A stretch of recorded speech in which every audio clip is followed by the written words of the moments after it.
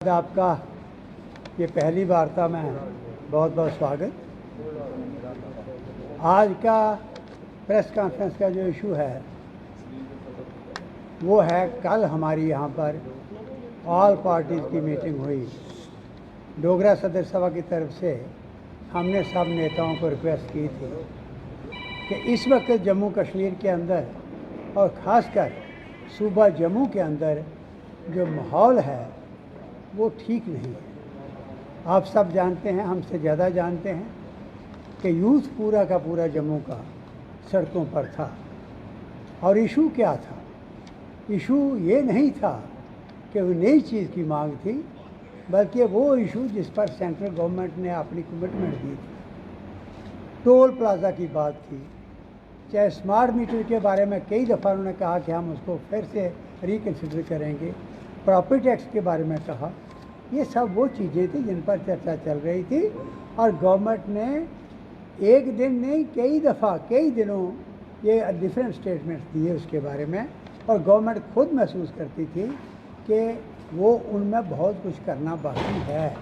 अगर इसको लागू करना होगा तो उसमें अमेंडमेंट्स लाना ज़रूरी होगा। अब ये क्या हुआ कि गडकरी जी की भी अनाउंसमेंट थी पार्लियामेंट के अंदर कि टोल प्लाजा ख़त्म किए जाएंगे, जितने डिस्टेंस पर अलाउड हैं वही हम रखेंगे। उसमें ये सो टोल प्लाजा भी आता था, बन का भी आता था, और बाकी जो इन्होंने फैसले लिया ठंडी खुई का, बाकी ये सारा रिकन्सिडर करने की कोशिश हो रही थी। इतनी देर हमारे यूथ ने, जम्मू के यूथ ने ये देख कर कि सड़क हमें मिल नहीं रही, सारी सड़क उखेड़ी हुई है, पुल टूटे हुए हैं और ये टोल प्लाजा तो बंद नहीं हो रहा, तो अगर रिकन्सिडर करना है तो सारी सड़क के जिसके वजह से टोल प्लाजा हमें देना पड़ता है और वो लेते हैं, वो बजा ही नहीं वहाँ पर, तो इसको बंद करो आप। और उसको लेकर कुछ नौजवानों ने, जैसे युवा राजपूत सभा के नौजवान भड़के और सारे की सारी पार्टियों ने,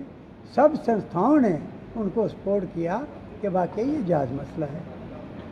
और ये भी कहते रहे और उसके बाद उनको जेल में ले गए।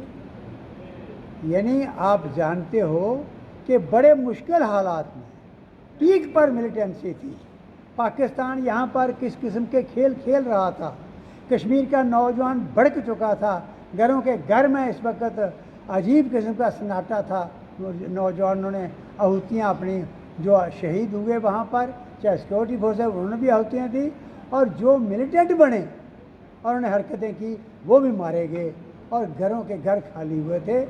तो वो बात पाकिस्तान इसलिए थी कि पाकिस्तान में हाथ, वो वहाँ से लोग उनके हाथ में लग गए। पर जम्मू के मिसाल है कि जम्मू की इन बेल्ट्स के अंदर कोई मिलिटेंट आया अगर, तो उसको ज़िंदा नहीं जाने दिया, लोगों ने उसका शिकार करके मार दिया। ऐसे इलाके को आपने पूरे को डिस्टर्ब कर दिया, ये गलत बात थी। उसको लेकर सारी हमारी सोशल संस्थाओं के और मोस्टली पॉलिटिकल लीडर्स ने फैसला किया कि हम बैठ के फैसला करें और जम्मू को डिस्टर्ब होने से बचा लें। यहाँ कोई जानी नुकसान हो गया, कोई अगर फास्ट एंड टू डेथ किसी ने रखा है, वो उसकी अगर वो नहीं रहा तो यहाँ पर जो कुछ होगा वो शायद गवर्नमेंट के कंट्रोल में नहीं रहेगा। और वो बंकर, जिस बंकर से आपने पंजाब के अंदर पाकिस्तान ने जो वहाँ पर एंटी नेशनल कोई इसके नेशनलिज्म लाने की कोशिश की, वो यूथ भड़का या उसके हाथ में आ गया, उसका मुकाबला आपने जम्मू से किया। हिंदू सिख का फसाद यहाँ नहीं होने दिया। और जब कश्मीर के अंदर आग लगी, वो चिंगारियाँ भी यहाँ पड़ रही थी, उनको भी मसल दिया गया। ऐसे बंकर को आपने तोड़ने की कोशिश की। तो कल उसकी चिंता दिखाते हुए हमारे ये नेता यहाँ बैठे हैं, सीनियर लीडर्स, आप सब जानते हैं, नाम इनके लिखे हुए हैं प्रेस नोट पर। इनके अलावा बाकी लोग भी थे और बड़ा डिटेल मंथन हुआ, वो आपके सामने हम रख रहे हैं। सबसे पहले हमने ये कहा है कि गवर्नमेंट का जो रवैया है यहाँ के लोगों के साथ, वो ठीक नहीं है। वो एक बड़ी कोऑपरेशन दोनों साइड से होनी चाहिए थी, जिसके लोगों ने काम किया, वो इस माहौल में नहीं लगा। तीसरा, ये जो टोल प्लाजा वाला मसला है, ये फ़ौरन गवर्नमेंट ने कभी लड़कों को जेल में ले जाना, कभी छोड़ना, इस तरीके से करना, वो नहीं। इन चीज़ों को छोड़ दो, आप इस टेस्ट में मत डालो लोगों को। हम हमारी सब लोगों की, सब नेताओं की जो हमारे सामने बैठे हैं, ये डिमांड है कि फ़ौरन टोल प्लाजा बंद करो। जब तक आपके रूल्स के मुताबिक टोल लेना नहीं बनता तब तक टोल नहीं लेना चाहिए। और यूथ जो फास्ट एंड टू डेथ कर था, कईयों का आपने कल कईयों के जो वो फास्ट वगैरह ख़त्म करवाए, लेकिन कुछ लड़के अभी भी हॉस्पिटल के अंदर हैं। अगर उनका कोई नुकसान हो जाता है तो बिल्कुल क्लियर कट रिस्पॉन्सिबिलिटी गवर्नमेंट की होगी। इसलिए ये फ़ौरन फैसला करें और उनके लिए पूरा इंतज़ाम करें कि उनका कोई जानी नुकसान ना हो। हमें इस बात की चिंता है। जो बिजली के स्मार्ट मीटर लगाए जा रहे हैं, मेरे साथियों, आप तो पत्रकार बंधु हो, आपसे ज़्यादा कोई नहीं जानता। आप मुझे बताओ कि ये जो बिल आ रहे हैं लाखों रुपए के, वो इसलिए बिल आ रहे हैं, कहते हैं पुराने मीटर ख़राब थे, तो पुराने मीटरों के बिल हैं ना, तो पुराने मीटर निकाल रहे हो तो ये बिल भी छोड़ो। अगले जो है मीटर टेस्ट करके लगाओ ताकि किसी के साथ ज़्यादती ना हो। ये भी हमने सब पार्टियों के सब नेताओं ने वहाँ पर यूनानिमस फैसला किया है कि गवर्नमेंट से मांग की है कि ये मीटर टेस्ट करो, उन्होंने वायदा किया है। और दूसरा, जो पुराने मीटर आपने खुद कहा कि वो इसलिए रिप्लेस किए कि वो ठीक नहीं थे, तो उनका जो बिल था वो सारा का सारा ख़त्म करो। और फिर अगली बात ये है कि हमारा हेरिटेज है जिसको लेकर हम कह रहे हैं कि ये डोगरा का, अब देखिए कश्मीर के अंदर ये मिलिटेंसी भड़की, उसका कारण एक ये भी था कि इस जनरेशन को नहीं पता था कि कितने लोगों ने कुर्बानियाँ दी हैं, जम्मू कश्मीर बना कैसे, बचा कैसे और 75 साल चला कैसे। तो वो इंस्पायर करता है इतिहास, तारीख, वो इंस्पायर करती हैं हेरिटेज, वो आपने गायब कर दी, उसकी तरफ ध्यान दिया। ऐसे ही सबसे बड़ा हेरिटेज जम्मू कश्मीर का मुबारक मंडी हेरिटेज है। वहाँ ये पता लगा कि उन्होंने एक्सप्रेशन ऑफ इंटरेस्ट फ्लोट किया और एक पैलेस को, बहुत सुंदर पैलेस को, ये होटल में कन्वर्ट करने की कोशिश कर रहे हैं, जो गलत होगा। प्रोटेक्टेड मॉन्यूमेंट को ये रूल्स के मुताबिक होटल में कन्वर्ट नहीं कर सकते। वो प्रोटेक्टेड मॉन्यूमेंट है, स्टेट प्रोटेक्टेड मॉन्यूमेंट है, डिक्लेयर्ड है, उसको आप ना करिए, उसके लिए रोष है।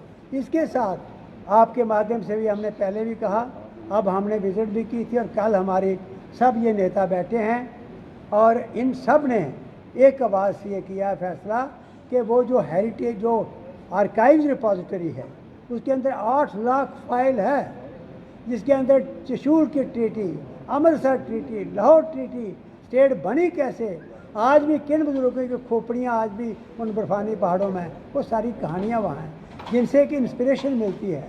तो वो इतिहास से गायब ना हो जाएं, इसलिए वहाँ से उस आर्काइव को ना छेड़ा जाए, ये भी कल फैसला हुआ।